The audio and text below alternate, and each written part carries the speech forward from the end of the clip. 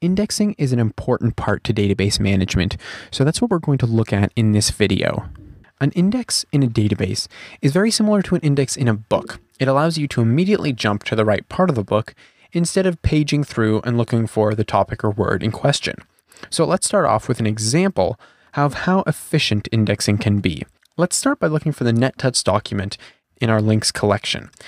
Normally, we would do this by running db.links.find, and we want to find the document where the title is equal to NetTuts. And if I do that, we find it just fine. However, what we can do is call the explain method off of the find method, and this is going to explain how MongoDB went about running this query. Now, if we run this query, you'll see a couple of things here. First, notice that the cursor type used was a basic cursor. This just means that we didn't use an index when we ran this query. Since the title field here is unindexed, we just had to use a basic search instead of using a more advanced search with an index. Notice this n value here. This is the number of items that would be returned from this query. As you can see, we only have one document that would match the query we asked for. However, notice that we have n scanned objects equal to 12. Now, if I run db.links.count, you will see that there are 12 items in the database. So the point to take away from this is that since we didn't use an index in this query, we had to look at every single item in our database to find what we needed, even though we only needed one specific document. And that's not really a very efficient use of our document resources. Now, let's look for the very same document, but instead of searching by the title, we will search by the _ID field. And the _ID field is indexed. Now, I happen to have the ID for that object on my clipboard, so I'll just paste that in. And again, we're going to be running explain on this query. So now if we do that, we can see that the cursor here was not a regular cursor. Notice that we used a B-tree cursor. And B-tree, I believe, is an indexing algorithm. And you can see that we used the ID index here. Notice that we still just returned a single object, but notice how many objects we had to scan to find the document that we wanted. We only had to scan one document to find the one that was returned. So as you can see, this is clearly a much more efficient way of searching. Now you may have noticed up here, the number of milliseconds it took to do the query with no index is 0 milliseconds, and the number of milliseconds it took to do a query with an index is still 0 milliseconds. So it doesn't seem any faster. However, this is just because we only have 12 items in the collection. If we had hundreds or thousands of documents in these collections, you can see how only scanning the ones we need to, which is what we can do with an index, is much faster than having to scan every single document just to find a few that we want. But of course, it's not very fair to ask us to always be searching by the ID. Often we're going to be searching by a specific name. For example, if we're looking for users, we're going to be searching by their username or their email address. If we're looking for specific products, we might be searching by a product slug that was part of a URL. These are the things that we actually search for. We don't usually search by an index, especially in MongoDB when we have an object ID as the index. So how can we create our own indexes? So the way we do this is db.links, our collection name, and then we use the ensure index method. We pass it an object that has the name of the field as the property name, and then we'll just pass it 1 as the value. Now, 1 in this case means to index in ascending order. When you have a single key index like this, the order doesn't matter too much. However, it does matter when you have a compound index, and we'll talk about compound indexes in a minute. So now that we have that index, we can actually see that it truly has been created if we look at the documents in the system.indexes collection.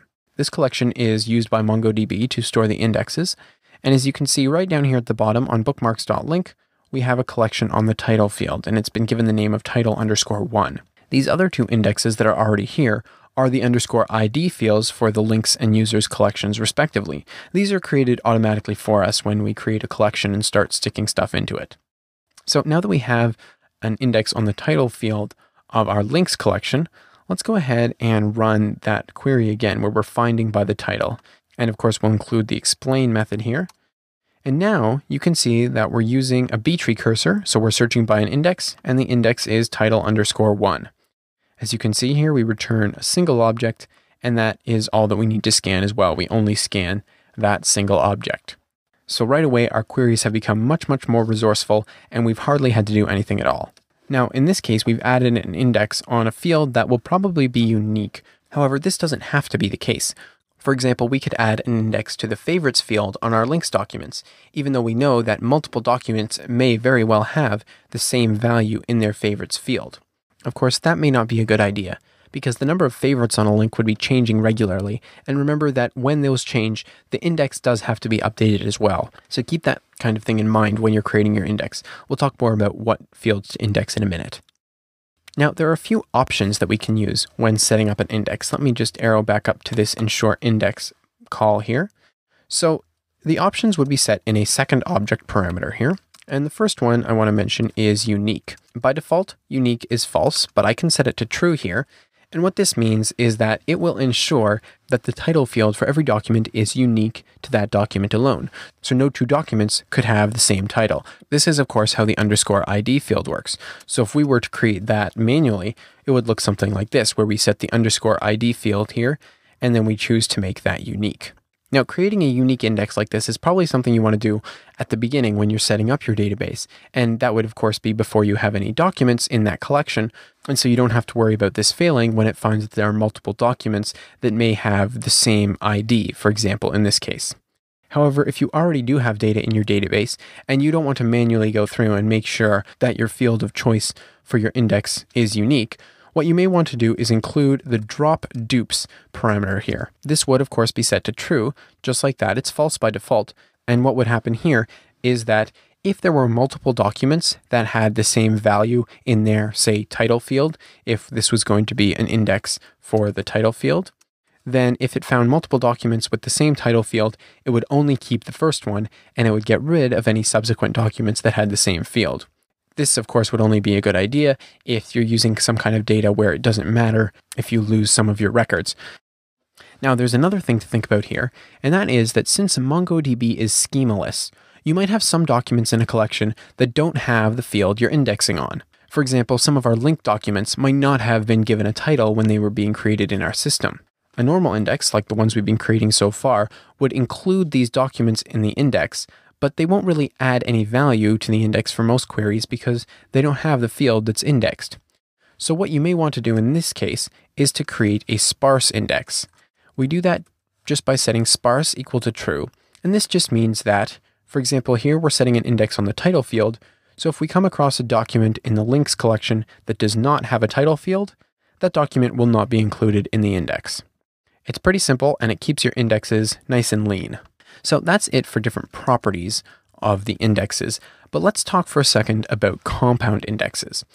This is an index that is basically using multiple fields. Now, the important thing to know about a compound index is that the order that the keys are indexed in matters. And this is because for each subsequent field in the compound index, it's like a sub-index of the previous key. I like the example that Kyle Banker uses in his book MongoDB in Action, which you can get from Manning Press. He says that a compound index in, for example, a cookbook would be like having an index of ingredients with a sub-index of the recipes that use that ingredient under each one. So that would be useful, you can imagine, if, say, you had some extra carrots. So then you can look up carrots in the index of your cookbook and have a sub-index under that of only the recipes that include carrots. This would be something that would be useful in a cookbook. But to have an index of the recipes with a sub-index of the ingredients in that recipe wouldn't be very useful at all, because once you've found the recipe, there's no need to have an index of the ingredients that are in that recipe. So in a real database, you need to think about these kind of things. What fields does it make more sense to query by first when you don't know what you're looking for? So this is an example of where a useful compound index would be indexed first on the ingredients and then on the recipe names, and a useless index would be indexed first on the recipe names and then on the ingredients. So when working on a real project, you need to think about this kind of thing. What order should you be putting these keys in? Now, in our links database here, we don't really have a good example of a place where we really should use a compound index, but I'll just show you how the syntax would work here. If we wanted to have an index on first the title fields and then, say, the URL fields, we would have title 1 and then we would have URL 1 after that. So this is indexed first on the title field and then next on the URL field.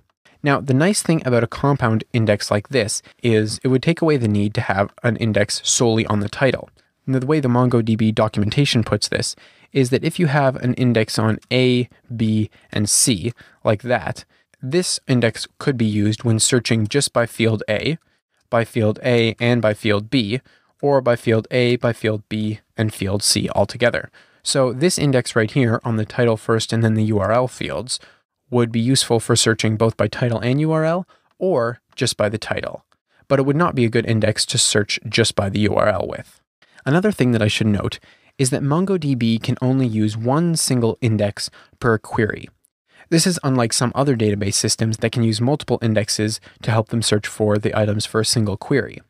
Of course, a compound index like what we've just talked about here is counted as a single index. Now, if you have an index in your database that you're no longer using, it would be a smart idea to get rid of that index. We can do this by saying db.links or collection name, and then we can say drop index. And to this method, we just have to pass whatever the index name is. Now, if you're not sure what the index name is, you can look it up in the system.indexes collection. Let's say I want to delete this index that I just created here, this compound index. I can see right here that it's been given the name of title_1_URL_1. So I can say db.links, because that's the collection this index is part of, drop index, and then I just pass it the string title_1_URL_1, and we get an OK returned to us. So now, if we look in this system indexes collection again, you can see that we only have those 3 indexes instead of the 4 that we had up here. So that is indexing for you. Now, you may be wondering, what fields should you be creating indexes on? Well, don't just go create an index for every single field, because indexes use resources too. They need to be updated whenever the fields that are indexed are updated and that kind of thing. So don't just go index everything. What you want to do is index whatever fields you query most often by.